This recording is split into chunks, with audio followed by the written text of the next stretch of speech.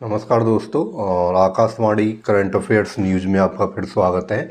और आज हम बात करेंगे 17 दिसंबर से लेके 22 दिसंबर तक की आकाशवाणी की खबरों की, जो आपके एग्ज़ाम के लिए बहुत ही इम्पोर्टेंट रहने वाली हैं। तो एक एक करके फिर खबर देख लेते हैं कि पीएम मोदी ने, अभी आपको पता होगा कि 3 देशों की यात्रा की, जिसमें आपके जॉर्डन था, ओमान था और इथोपिया था। इथोपिया में शायद ही पहली बार ही किसी भारत के प्रधानमंत्री ने यात्रा की है। और इथोपिया और ओमान के जो सर्वोच्च पुरस्कार हैं वो पीएम मोदी को दिए गए हैं। तो आप ये याद रखना, पूछा जाता है कई बार कि भाई कौन से देश का सर्वोच्च पुरस्कार अभी प्रधानमंत्री को मिला है। और आप मुझे कमेंट में ये बताएंगे कि इथोपिया और ओमान की राजधानी क्या है। ठीक है। अब दूसरी खबर की बात कर लेता हूँ कि राम सुतार मूर्तिकार हैं, महाराष्ट्र में जन्मे थे और उनका अभी नोएडा में निधन हो गया है। वो लगभग 90 ईयर के थे। और आपको पता बता दूं कि उन्होंने स्टैच्यू ऑफ यूनिटी, जो गुजरात में सरदार पटेल की मूर्ति बनाई गई है, वो उन्होंने ही बनाई थी।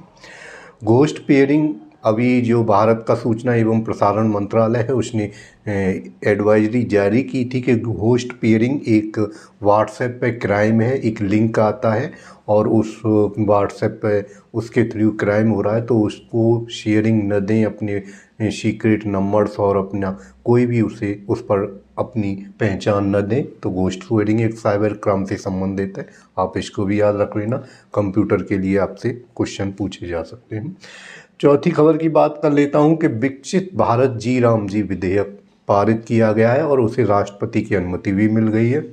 ये विधेयक मनरेगा, जो भारत की काफ़ी चर्चित योजना थी ग्रामीण एरिया में, मनरेगा, उसको प्रतिस्थापित करने के लिए बनाया गया है। इसमें क्या होगा, इसमें कुछ चेंजेस भी किए गए हैं। जैसे पहले 100 दिन का जो गारंटी रोजगार मिलता था ग्रामीण क्षेत्र के गरीबों को, अब वो बढ़ा के 125 दिन कर दिया है।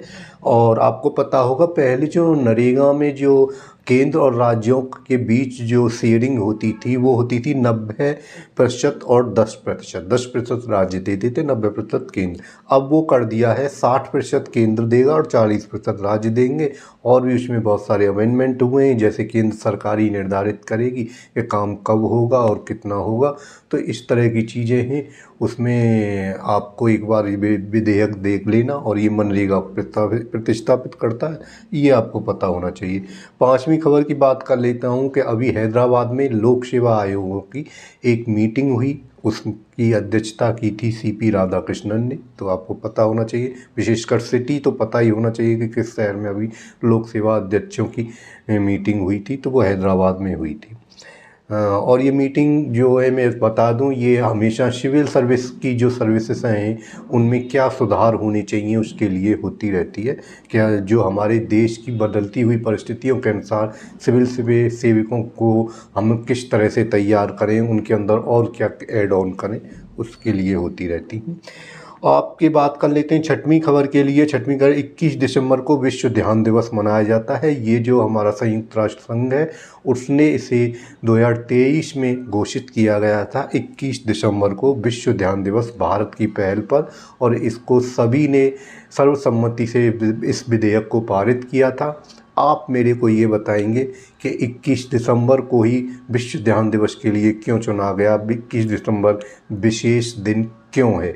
जैसे आपको पता होगा कि 21 जून को योग दिवस के रूप में मनाया जाता है। योग दिवस वो भी यूएनओ ने घोषित किया था 21 जून को।